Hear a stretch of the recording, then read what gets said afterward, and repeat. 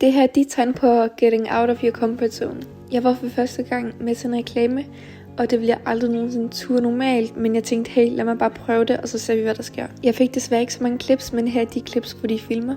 Og jeg skulle altså spille en piges veninde, og det var faktisk så sjovt, og jeg elskede det. Og vi skulle bare spise og snakke på en restaurant.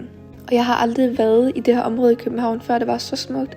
Og jeg fandt den her søde butik, der er sådan en vintage julebutik, hvor de har nogle designerting med sådan rigtig gamle designerting. Og prøv at se den her, men jeg synes bare, det var så sjovt. Men tingene derovre er alligevel lidt pricey, så jeg købte desværre ikke så mange ting, som jeg gerne ville. Og jeg fandt også den sødeste trøje, og den var så flot.